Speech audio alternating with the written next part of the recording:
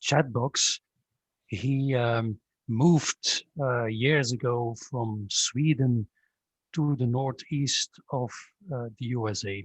Good morning to you, Per, and welcome with us together with, in the meantime, about 50 attendees, and the number is still growing. For those who don't know ICTCT yet, well, I would say very shortly, ICTCT stands for the International Collaboration on Theories and Concepts in Traffic Safety. We are an international association of researchers in road safety, having been around since 1988, and it's very nice to see as well that many of the people attending the session today have been with us for a long time, but there are also quite many people that are new to us. Very welcome. If you want to know more about the activities of ICTCT, please register yourself at our website, and we don't send around too many messages, but every now and then we send around interesting information about oncoming events, interesting webinars, our next conference, and so on. So sign up there for the registration. I just take, before we continue, the opportunity to promote our next conference that we hope to organize end of this year, end of October in Berlin, Germany. Of course, if the conditions will allow, and we will decide about that, let's say not too soon. So it will be hopefully somewhere mid-April that we come up with some further news on what can be done with respect to the conference. Over to the webinar now. So as I told already, Per Gårder moved from Sweden to Maine in the USA since in 92, if I'm well. His scientific work has been on forecasting, designing, and evaluating facilities with an emphasis on traffic safety. And logically, his talk today will be about a subject that is at the core of road safety. Why do we accept so different risks for different travel situations? And before starting the webinar, we would kindly ask you to complete just one answer to a question that will normally be visible more or less now. That is a poll, and the result of the poll will become clear, in fact, during the session. So just for the good understanding, your answers are not stored, and not any of the information will be used further than apart from the purpose of the webinar today.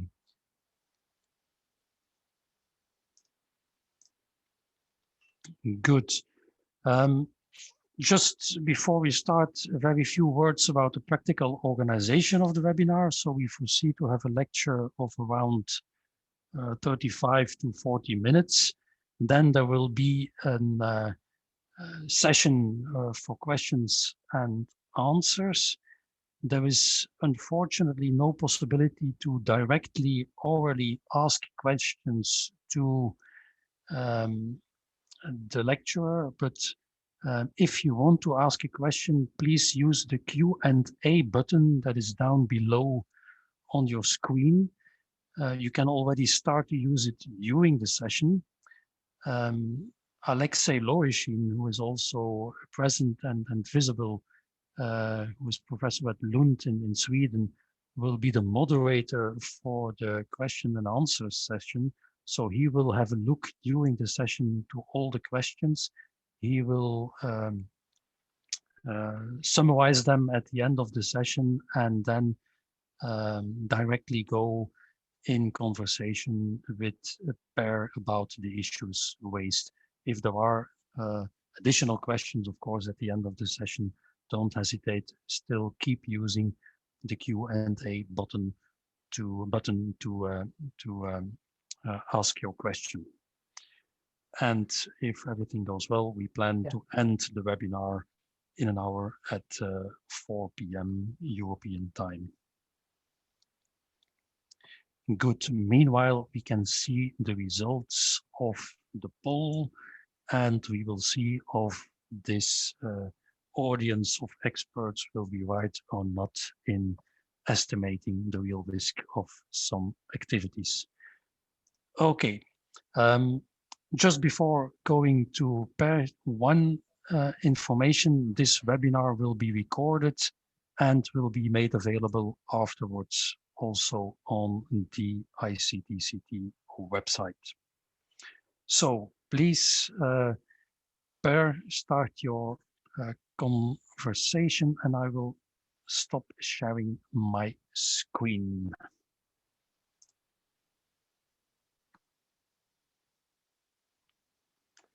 Good morning or good afternoon, depending on where you are. Good night, possibly, to a few people. So I will be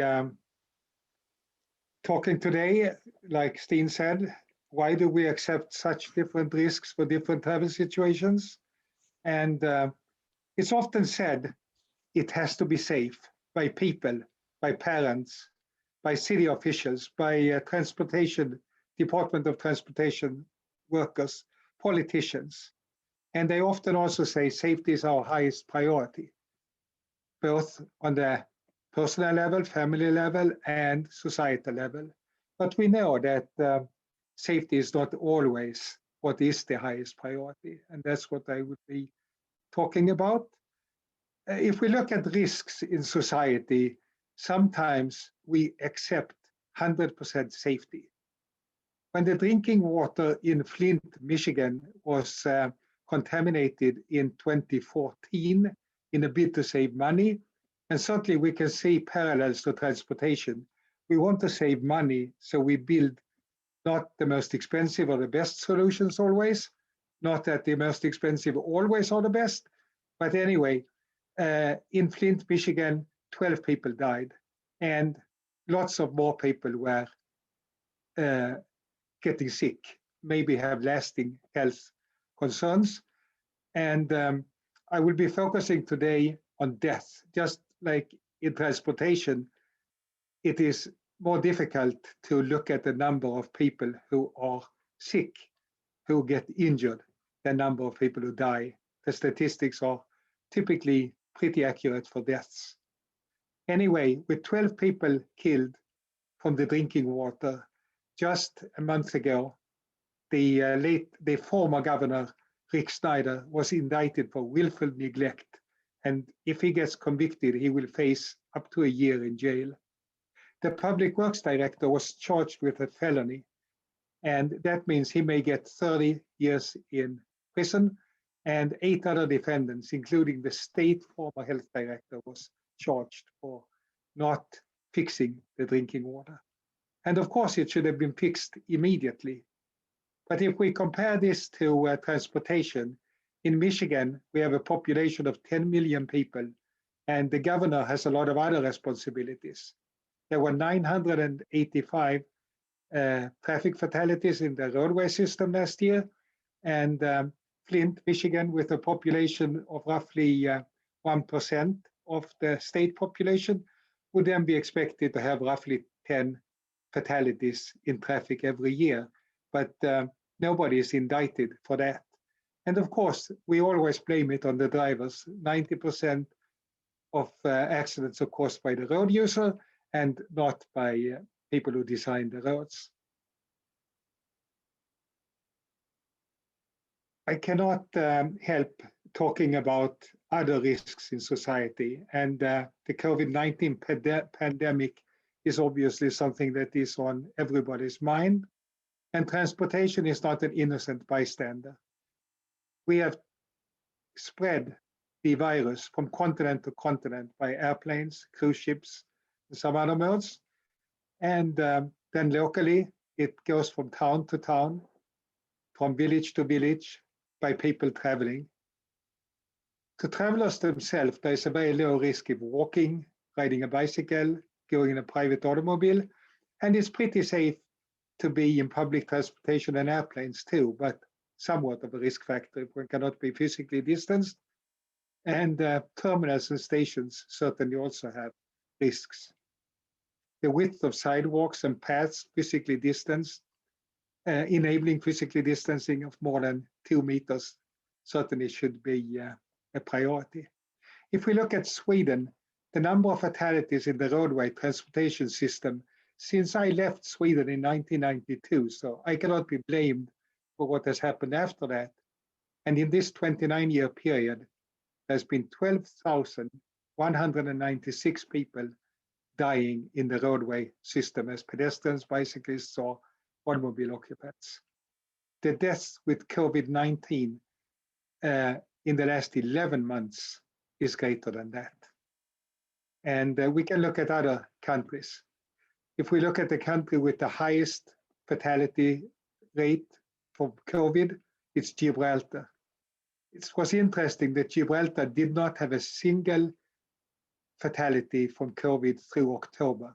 San Marino was always the country in the world with the highest death rate, but now Gibraltar suddenly passed. With small population, the rate can go up with just a few cases. And we can say that Belgium has the highest rate of any country, but there are lots of states in the US that have higher rates than Belgium. Also, if we look at excess deaths, it seems like Belgium is not doing worse than many other countries. So I said that deaths are defined the same way always, but that's not really the case. In some countries, they really keep track of anybody who died with COVID, and in other countries, it has to be proven that it was from COVID, and the statistics even of that is not very accurate. The United Kingdom and Sweden are the two countries in the world of bigger countries that have the highest traffic safety. And if we look at the number of fatalities per year in 2019 per million people, we can see that the UK had 26 deaths and Sweden had 22 deaths. That was 2019. The UK has done better than Sweden many other years, but these are among the safest countries. And of course, Belgium didn't do quite that well in 2019, but all the European countries are doing well compared to the United States with respect to traffic deaths. In spite of the United States not including anything that is on private roads and not including anything that doesn't involve a motor vehicle. For example, if two bicyclists collide, there's no motor vehicle and it's not part of the traffic fatality rate in the US. But there's a few. So anyway, we can see that if we look at, for example, the United Kingdom, it will take 67 years with this 2019 fatality number before we have as many people dying in traffic as from COVID. In Sweden, it will take 56 years because we have somewhat fewer COVID deaths on the official reports. And in the US, it will only take 13 years because traffic deaths are so much higher. So this is different. The 56 year here is different from the previous slide, which said 29 years. But that is the actual crash numbers in the past. And it gets safer every year. So with Vision Zero and other things happening in Sweden and the UK, we will probably, hopefully, never get as many fatalities in traffic ever in the future, in the next hundreds of years, as we've had from COVID. Of course, it's different people that die from traffic and from COVID. In my state, the average death from COVID has been 81 years, and the life expectancy in Maine is 79 years, meaning that these people should have died 2 years ago anyway. But of course, when you are 79, you still would be expected to live another 15 years or something on average. So when people die at age 81 or whenever they die, they still lose 10 years of life. And the US, it was just reported yesterday, has had the biggest decline in average life expectancy since the 1940s in the Second World War. And this pandemic will certainly have a lasting effect. The average age of death in Maine for bicyclists is 47 years. When I came to the US, it was more like 20 years because bicyclists were young. Nowadays, it's older people who ride bikes to a much higher extent. The pedestrian average death is also 47. And for motorists in the United States, the average death is 44. But you can see there's a lot of people who die in their 20s. So traffic deaths obviously take a lot more lives than COVID-19 deaths. It's also interesting to note that in Maine, from COVID-19, it's almost 4 times more men than women that die if we look at people under age 70.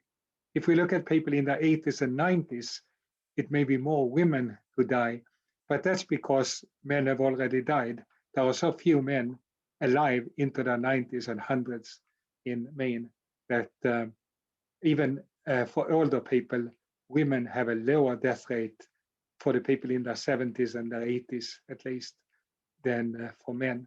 But why do men die almost 4 times more than women?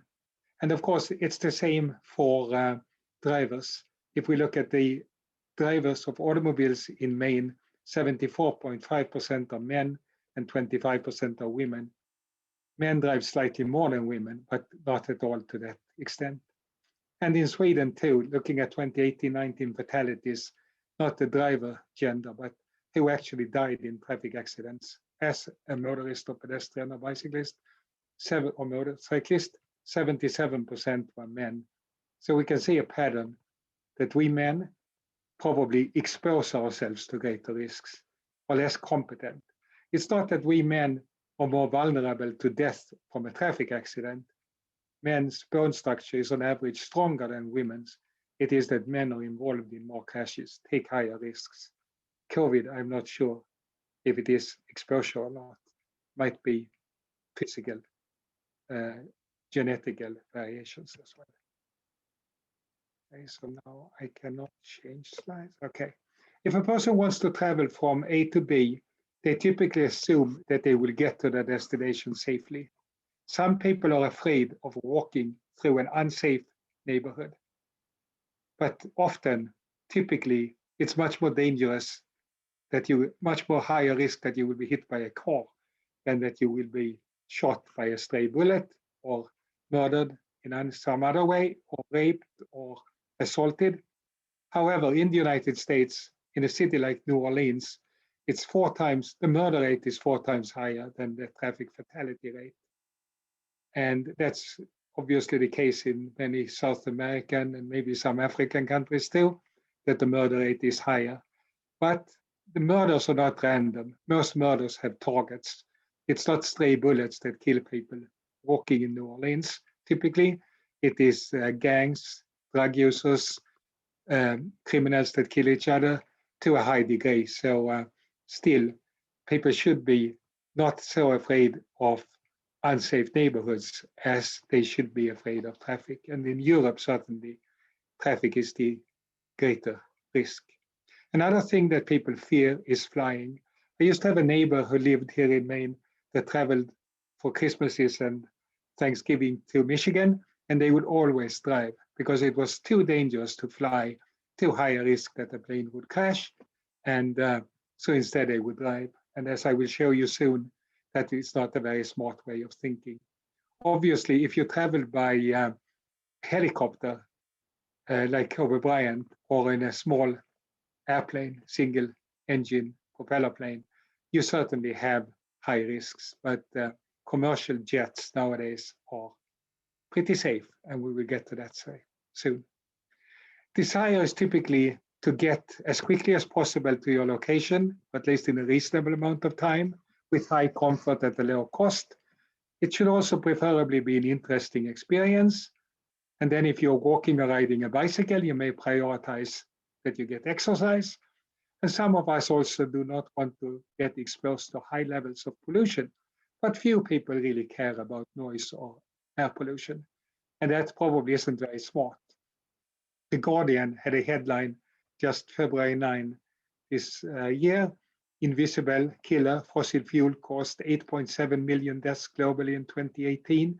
And they say that pollution from power plants, vehicles, and other sources accounted for 1 in 5 of all deaths in 2018.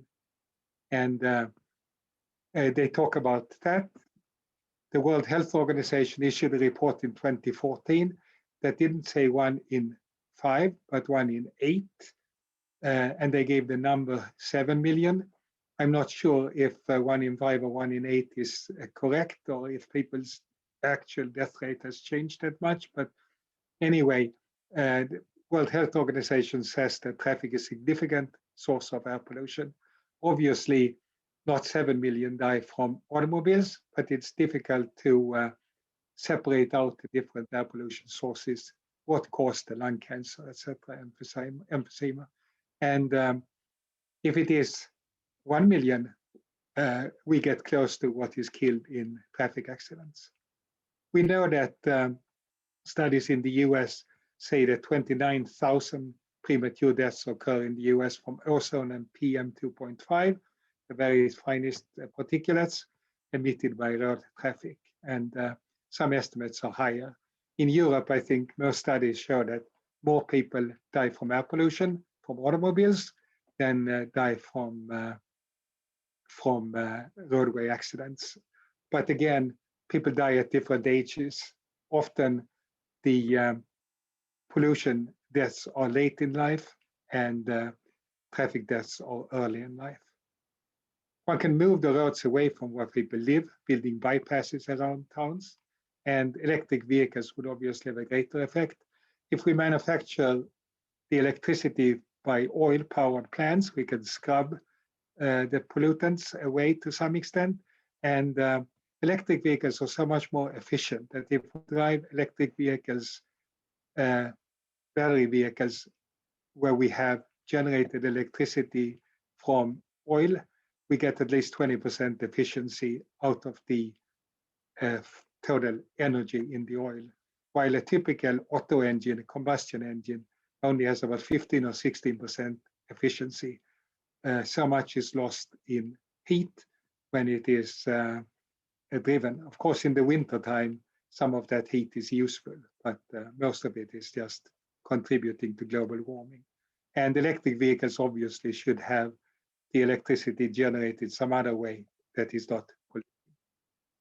Noise is something we don't really care about, but studies from England and other places estimate that roughly 200,000 people worldwide die from heart attacks that are caused by, or strokes that are caused by chronic exposure to roadway noise. And still, 210,000 is less than 1.35 million, which was the last estimate that WHO gave for traffic fatalities. But again, switching to electric vehicles at speeds below 50 kilometers per hour, it's the exhaust and the engine noise and not the tire noise that dominate. So electric vehicles would certainly be an improvement. But I will now talk about transportation fatalities. That's why I'm here. And we can discuss what is an acceptable and what is unacceptable level of deaths. And as we have in the poll question, the 73 MAX aircraft is obviously dangerous. There was a software error in the MAX maneuvering system, especially in the budget version. The more wealthy countries bought a more sophisticated computer system that had less of that error, it seems like. But anyway, it led to worldwide grounding of all 737 MAX aircrafts after the second crash in March 2019. The US acted a day or two slower than Europe, and but eventually, pretty quickly, all airplanes were grounded. So we know that this was an unacceptable level of safety. One cannot really calculate the fatality crash rate based on 2 crashes, but if we do, airsafe.com claims that there were 650,000 flights prior to these crashes or with these crashes, and that gives us a fatality rate, crash rate of 3.8 per million flights. We can compare that to all Boeing 737s that have been built for 53 years. The first crash happened in 1972 when a plane crashed at Chicago Midway Airport, 2 people on the ground, and 43 of the 61 passengers on board died. I mention this because you can see that it's not just passengers who die, and sometimes not all passengers die when there's an airplane crash. So 0.24 fatal crashes per million flights doesn't mean that everybody died necessarily in those crashes. The safest Boeing 737 is the 600 to 900 models that were built from 1993 until very recently, and the fatal crash rates for those is 0.07 per million flights. Now, is that good or bad, 0.07? And instead, I converted it. I make an assumption that the Boeing 737 is a medium haul flight, and in Europe, the average medium haul flight is 2,300 kilometers. So with that assumption, if we did make that assumption, we can say that the fatality rates per billion person kilometers is billion in the American way, which the England now has encompassed to 10 to the power of 9, 0.018 fatalities in the safest, 0.073 in average over the 53 years, and the 737 MAX 1.3 fatalities per billion person kilometers, passenger kilometers. So that's how many people would be killed if a billion people flew.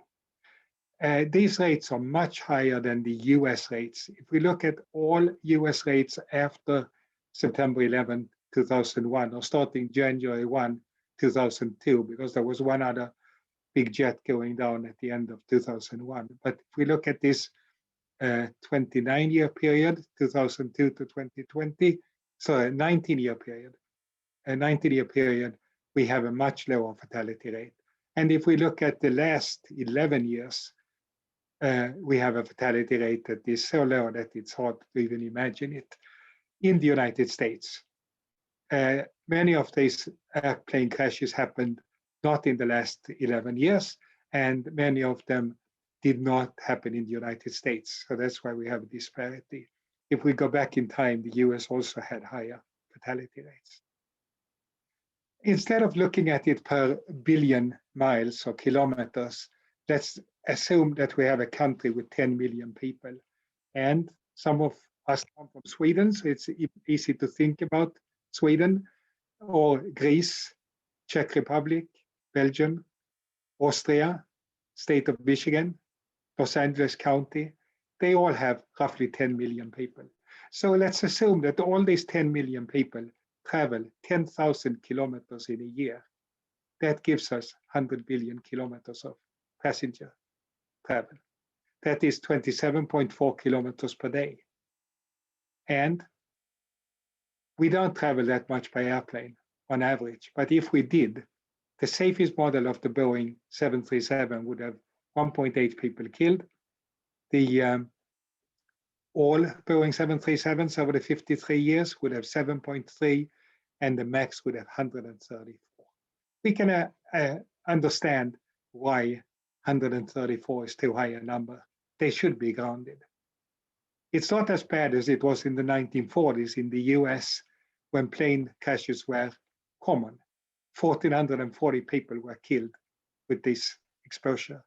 Back when I was born in 1952, the rate was down to 420. And in the 1960s, we actually had reached a higher safety in the US for commercial flights than we have with the Boeing 737 today. Again, this indicates that the 737 MAX should have been grounded like it was. All commercial flights from 1982 to 2001 had 23 people killed.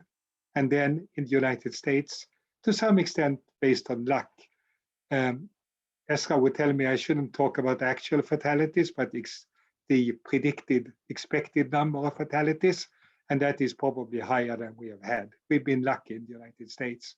But with luck, these are the numbers that we have had. So in the last 11 years, there's 0.04 people killed per year if all Swedish people traveled 10,000 kilometers in a year. Obviously, flying is pretty safe. Flying in a Boeing 737 MAX is not very safe. Going by train is also very safe. Looking at rail passengers killed in the 5-year period, that was the latest statistics I could find from EU28, we had on an average 44 fatalities per year. The number of people killed in collisions and derailments is quite a bit lower than that. So this must include passengers dying when alighting or boarding trains or falling in the trains. It certainly excludes confirmed suicides, but anyway, these are the number of passengers killed in the European Union in the 5-year period. It doesn't include people killed by trains, either as workers or trespassers or walking or driving in front of trains. So it's in the train, on the train. This gives us 0.086 fatalities per million inhabitants. A country with 10 million people would see less than 1 fatality per year with the current travel pattern of Europe. Is that safe? I would say that sounds pretty safe. 1 person a year would be killed if people travel that much, as they do today. It would be better with 0. Vision 0 is obviously we should get down to 0, but 1 is pretty close. On the other hand, if 10 million people travel 10,000 kilometers by rail, we would get 9 people killed. That would be much less safe than airplanes in the US today, but much safer than going in a 737 MAX. Travel by automobile in 2019. If we look at the United States, if it had to be as safe as US air travel in the last 11 years, we would accept 3 fatalities in our highway system. If it is as safe as European trains, we would accept 620 people killed. In reality, over 19,000 people were killed as occupants of cars, pickups, and SUVs. In total, over 36,000 people were killed in 2019, but that included pedestrians, bicycles, and all other modes too. This gives us 2.8 fatalities per billion kilometers, and EU27 in 2018, this was without including the UK, had 10,456 motor vehicle occupant fatalities, fewer than the US, in spite of having a much larger population. Sweden, that has good statistics and that I am familiar with, I looked up the 2019 numbers. There were 110 occupants of passenger cars killed in Sweden, out of 223 people killed in traffic. So it's cars hitting pedestrians and bicyclists, most of these, and motorcycles, but 110 occupants of passenger cars. And the official vehicle mileage driven in Sweden was roughly 85 billion vehicle kilometers. If we assume 1.3 occupants per automobile on average, that becomes 110 billion passenger kilometers. And that becomes an easy division, 110 people killed and 110 billion people kilometers travel. That is 2,500 times higher risk than being in an airplane in the United States. And obviously, Sweden is doing really well with traffic safety, but it's nowhere near the safety of what the air system is in the United States. So if the Boeing 737 MAX was grounded, Swedish automobiles are borderline. They should also be stopped. And certainly automobiles in the United States to their occupants are too dangerous. The reason we still accept it is that we can put the blame on the person operating the vehicle. And also, people don't mind taking risks when they are taking the risk themselves. It's not society, it's not a big airline that kills people, it's they themselves.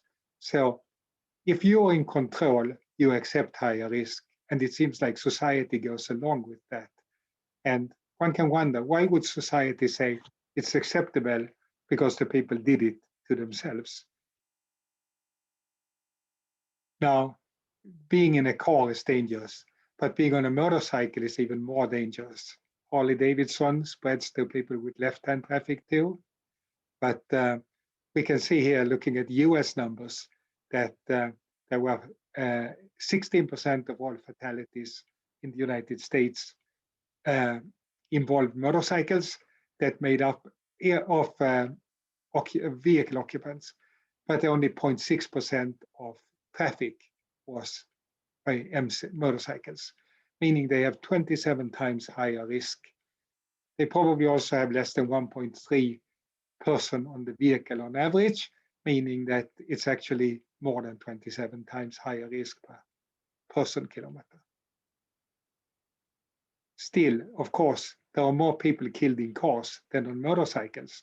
So society should focus very much on making automobiles safer too. Other unprotected road users.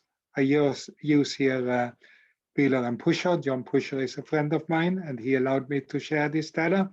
This is a study from 2017. He has compared the Netherlands and Denmark and other countries too. But for simplicity here, I only include Germany. Germany is not as safe as the Netherlands for bicyclists, but it's one of the safer countries in Europe. And you can see here that United States has much higher fatality risks than Germany for both bicyclists of all age groups and for pedestrians. Again, it's really hard to grasp what this means. So instead, let's translate it to if 10 million people travel, walk 10,000 kilometers, for example, a pedestrian in the United States that is over 65 years old, we would have, in a country with 10 million people, 21,000 people killed in the year. And that's the city of Los Angeles population. So if we had 10 million people age 65 or over, there would be 21,000 killed. In reality, it would only be, because we have different age groups out walking, it would only be 9,700 killed. And the number of pedestrians killed in Los Angeles is probably lower than that because cities have lower fatality rates than countryside per capita, even if people walk more in the cities. And we can here see that for unprotected road users, it's much safer to be in Germany, but to walk in Germany or to ride a bicycle in Germany is still tremendously much higher risks if we were to walk the same distance as driving. Being in the airplane is by far the safest. Being in a Boeing 737 MAX is certainly dangerous, but nowhere as dangerous as being an unprotected road user. You can say that the person will never walk 10,000 kilometers in a day, and that is true, but they may walk 5 kilometers per day, which is 1,825 kilometers. So in roughly 6 years or so, they would walk 10,000 kilometers, if I look at this correctly. And over a lifetime, certainly people may walk 10 times more than this, and fatality risks are way too high. And they keep getting higher. I just read an article in a motor journal online. Why aren't pickup trucks more popular in Europe? Trying to sell them in Germany. And the author states, until recently, Europeans have largely viewed pickup trucks as vehicles owned and operated by workers. We once thought this way in the US too. These days, however, Americans love pickup trucks. And there are more pickup trucks sold, many more pickup trucks and SUVs sold than cars. And the SUVs also have a height of the hood, the bonnet, which is way above the hips of a pedestrian, meaning in the olden days when you got hit, unless you were a short child, you landed on the car and it dampened the injury. Nowadays, when you're hit by an automobile, you get pushed down into the road and you get head injuries from that are more serious. There was a recent small study by the Insurance Institute for Highway Safety in the US that shows that speeds of 20 to 39 miles per hour, 30 to 60 kilometers per hour, 30% of crashes with SUVs resulted in a pedestrian fatality and 23% of crashes with cars. Below 30 kilometers per hour, there was little difference between the outcomes. Pedestrians struck by either vehicle tend to sustain minor injuries. At speeds above 60 kilometers per hour, there was a huge difference. SUVs killed everybody. There was no frontal impacts where people survived as pedestrians, while half of the people survived being hit by cars. So the conclusion is we should make sure that speeds are below 30 kilometers per hour in urban areas, and we should try to limit the number of SUVs and pickup trucks on the roads. Speed is not an issue only in urban areas for pedestrians. People tend to drive faster and faster. We have these high-speed express lanes on interstates, and the cold weather in Texas, Fort Worth, Texas, recently resulted in many pileups. This is just one of many, resulted in 6 deaths in a 133-car pileup. People drive at 70 miles per hour, 120 kilometers per hour or so, at gaps that are 1 second. We are taught when we get our license in the US that you should keep a 3-second cushion to the vehicle in front, but people do not at all. We need auto brake on all vehicles, and we need an auto brake that cannot be disengaged like they are today on most cars, so that people start slowing down much earlier. This is my last slide, and it's a question from Ian Greenwood. I'm interested in the complex relationships that drivers have with risk, their own and others, and the consequences of the driving. Why is the discourse in this area either so dispersed it isn't heard? Why are the media not interested, and why is the debate almost silent? I think Vision Zero in Sweden, with Claes Tingvalls and others advocating it, and I'm the editor of Elsevier's Transportation Encyclopedia that will be coming out in March this year, so in a couple of weeks. And there are certainly discussions about acceptable risk by Claes Tingvall and others. And it should be Vision Zero everywhere. We are pretty close to Vision Zero in our airline industry, and it seems like people demand it. And there are newspapers like the Guardian that talk about it for roadway systems too, but the general population seems to accept very high risks when it comes to where we are the operator of vehicles ourselves. I may have spent more time. I tried to look at my time, but I couldn't find my clock on my phone with it, and Zoom enables my clock, so I'm sorry if I went over time. You were perfectly on time, Per. Thank you very much for the interesting presentation, and also for allowing still some room to the audience to have some questions. I go immediately to Alexei. Are there some questions, Alexei? Yeah, well, some questions are popping in, and I have Shalom here, who says that he did some calculations, and actually fatalities were higher per kilometer travel for flying rather than traveling. I don't know, Shalom, do you want to comment more on that? Just give me a second.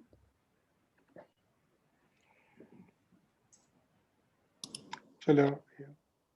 Can you hear me? Yes. Yes.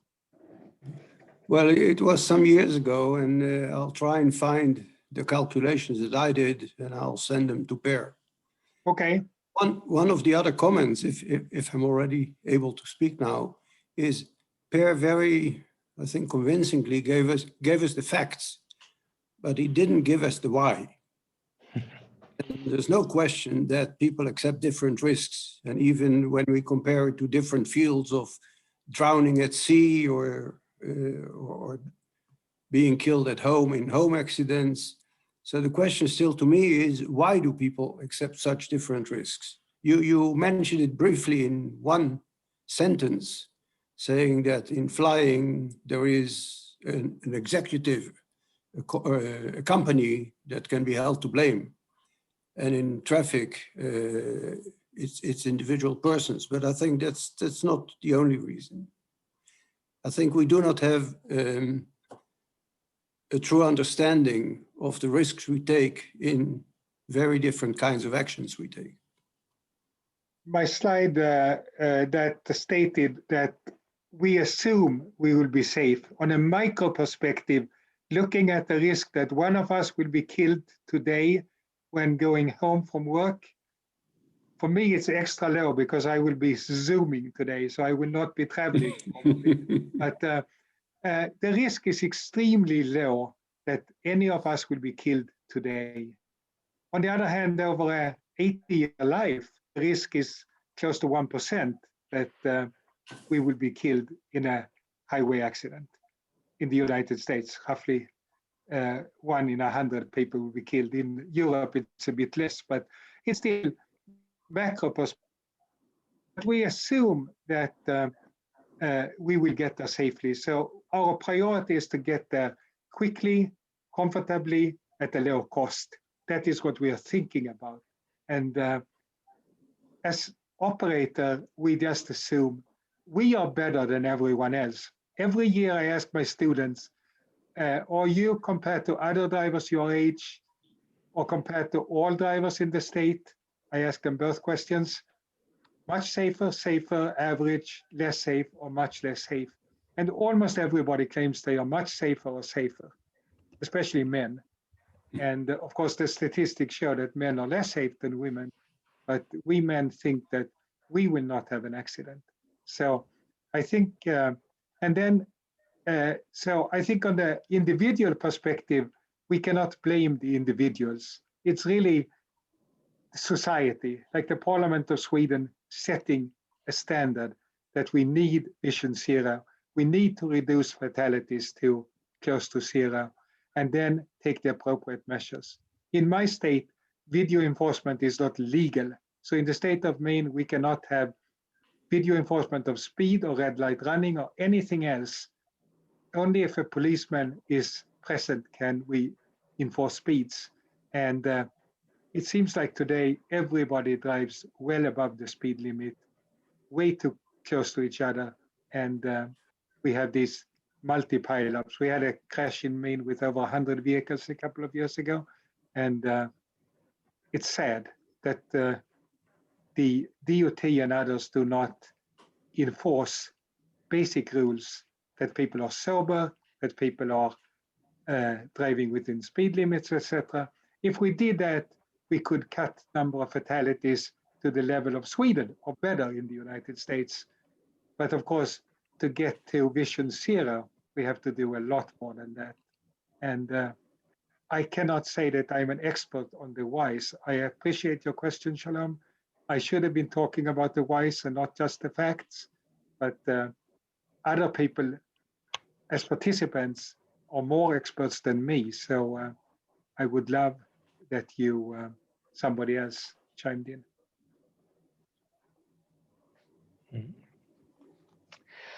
Well, we have another question from Anya, psychologist from Germany, and it's about the costs of safety. So what are the costs and how much money are invested in safety in airplane industry compared to road or cycling safety?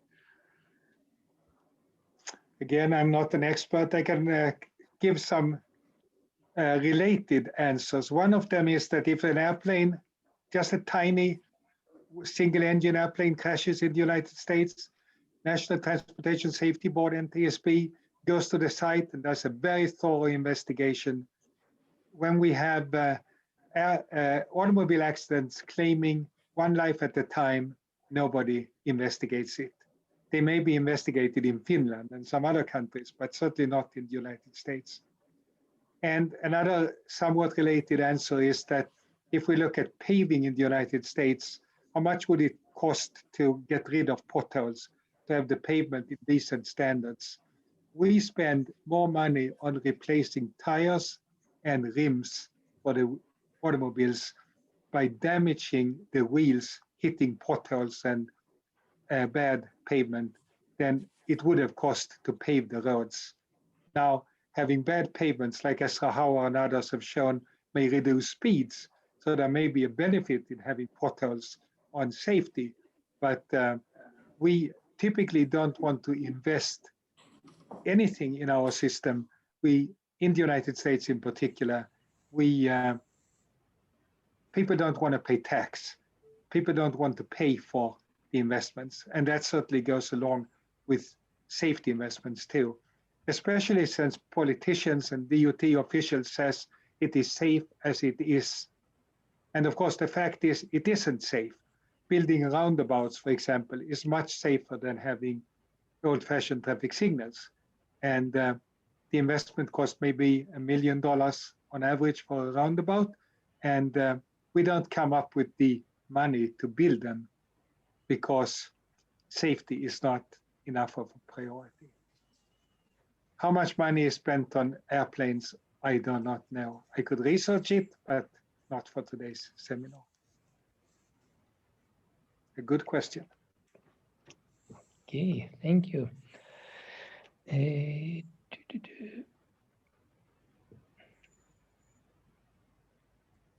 Yeah, there is also a question here, and actually I had exactly the same question.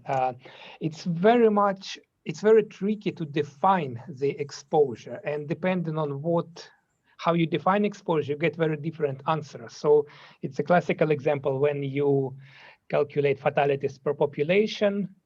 That's one thing. And if you calculate per number of vehicles, you always get a positive trend. Safety is improving because number of vehicles is constantly growing. So the same with figures you provided. Is it really reasonable to compare travels by bicycle and airplanes in kilometers? Isn't it more fair to talk about hours being spent traveling? Certainly it could have been done by hour because an alternative may be to go for a drive for an hour or for a walk for an hour. However, 98% of travels in my studies are for a purpose. You want to go somewhere, you want to go to work, you want to go to visit a specific friend. It's not that you want to travel an hour by car, it's a distance you want to travel. And there is, to some extent, interchangeability between going by car, going by bicycle, and also going by car or flying. So I think typically the destination is given. Of course, if we didn't have cars, we wouldn't have friends as far away, etc. I agree with you fully that if we want to look at public health, it should be per million people. And I would have been happy to give a lecture on public health, where we look at how many people are killed by different modes per million people. And in that case, one could discuss, should bicycling include the entire population or only the share of people who ride bicycles? In the United States, those are different shares. In the Netherlands, they are exactly the same, and in Belgium, probably close to the same too. But I think we should look at it per kilometer travel like I did in order to show how pedestrian safety, bicycle safety is not a priority.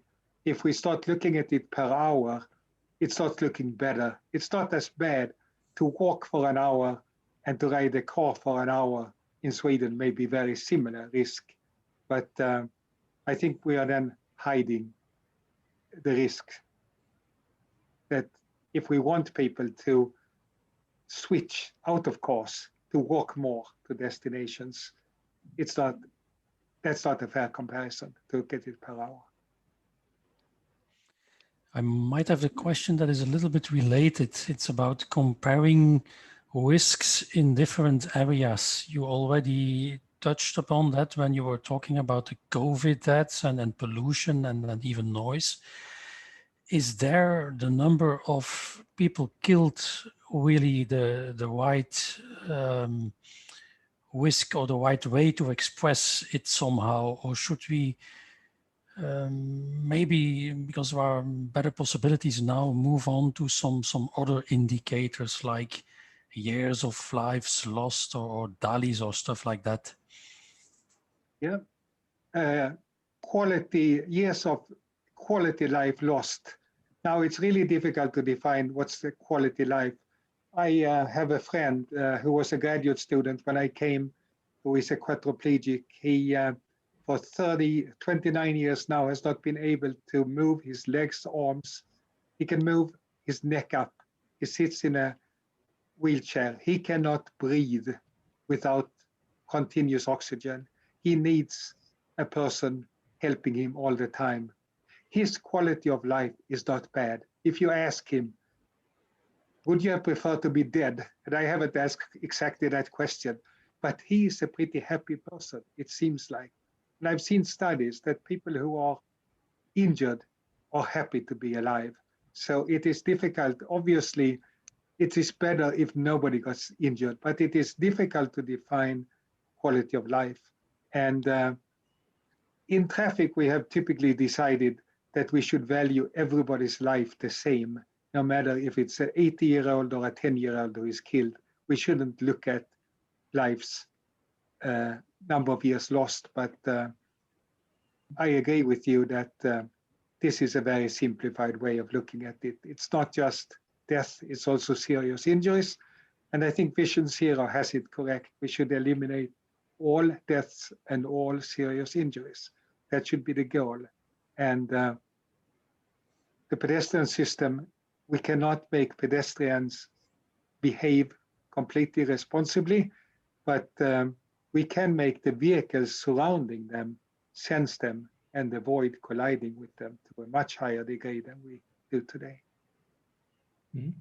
That kind of relates to one of the questions I'm receiving here from the audience. So what do you think the autonomous vehicles, how much will they change the landscape?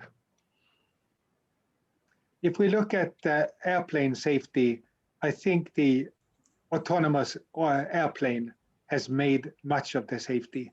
It is that we have taken away pilot error. It used to be, and still is, a high percentage of airplane crashes, especially on the ground, of pilot errors, but it is weather and mechanical issues. And the fact that airplanes are so much safer operated by computers, I think our highway system can see almost equal improvements. I think we will get to a place where automobiles are very safe.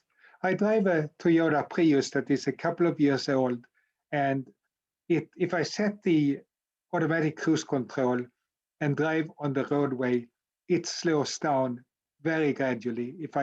As long as I don't touch the brake pedal or the gas pedal, the vehicle keeps the speed, following the vehicle in front in a very nice way. If the vehicle in front of me brakes hard, my vehicle brakes hard.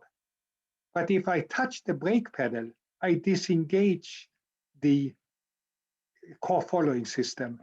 Supposedly, there is still an emergency brakes that kicks in a second before I hit it, so that I will not die, maybe, but I cannot test it because it kicks in so late that I don't dare to test the system. And I think Toyota is one of every automobile maker that have a very similar system, meaning that the automatic cruise control, when you touch the brake, is disengaged. Why do vehicles not slow down after I brake? If I brake a little bit and let go of the brake and I'm distracted, I will now hit the pedestrian in front of me, the vehicle in front of me. Obviously, there should be pedestrian, bicycle, and vehicle detection in all vehicles, and at least what's in front of them should not be hit. We have the technology. It could be so easy to implement it. Okay, couple of more questions. Do you see any chance to change the risk perception of people? We know from the school books that people are not very good at judging risk. Is it 1 per million or 1 per 10 millions? It doesn't really make a difference for us. Right. And I myself thought when I presented fatality rates per billion kilometers, it doesn't really mean anything. But by looking at a country with 10 million people doing a certain activity, how many people will be killed, it starts becoming real. And there must be, I'm not a psychologist, I'm not a information expert, so I shouldn't be talking about this, but there must be better ways to inform the public about what risks are. In the United States, we have a very divided society at the moment with the Trump people and the Biden people, we could call them. And with respect to COVID, half of the people don't think that there is any risk, that it is fake news, that people don't die from COVID. Not half maybe, but a big segment of society do not want to wear masks, do not want to physically distance, think it's fine to go into restaurants and live a normal life. And even with so many people dying from COVID, people say that there is no risk. And in traffic, risks per person is lower than from COVID for older people at least. So it will be hard to convince everybody. I think maybe half of the population in most countries are pretty easy to share facts with and get them convinced that risks are real. But I think there will always be a minority of people that it's very hard to influence. And then I think enforcement is needed. But changing attitudes must be a goal, that it is unacceptable to have the risks we have, to have everybody believe that this transportation system should be completely safe. And we have to stop saying it is safe today. Like politicians say that today it's safe. We can't do certain things because they are unsafe. But leaving it as it is, it's safe enough. That's what many engineers think or state. Mm-hmm. I have two more questions which actually take on the same topic, and maybe I will let you in. So one comment is from Ezra Hauer about that roads are a product, but the providers who deliver them, they don't really have responsibility for safety. And the other one is from Lars Ekman from Road Administration in Sweden here regarding Vision Zero. It's exactly about the same, that we should shift responsibility or part of the responsibility towards the system designer. So those who provide roads should also be responsible for the product, for the roads. So I don't know, maybe we can have a discussion. Yeah, I would like to start just by commenting on Ezra, and I agree fully that we obviously have sovereign immunity in United States, probably Canada does too, that the King of England can do nothing wrong.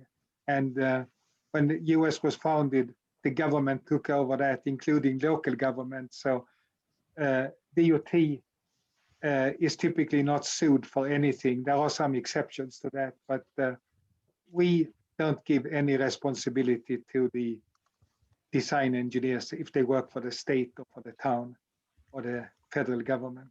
And consultants can be held liable, but they can be held liable if they don't meet nominal safety. They didn't follow AASHTO guidelines, and AASHTO guidelines certainly do not guarantee safety. But if you follow all the guidelines, you cannot be sued, and therefore you will have no responsibility. It's the operator that is responsible. So in Sweden, the parliament decided, and I think DOT, Lars Ekman can expand on that. I think DOT may have responsibility in Sweden, but I don't know. Yes, okay. Thank you for your answers, Per. I am having an eye on the time, and we are, of course, starting a very interesting discussion about, okay, after showing and seeing that there are different risks, how should we deal with them, and how should the system designer, in fact, take responsibility for what's happening, not just in airplanes, but also on roads.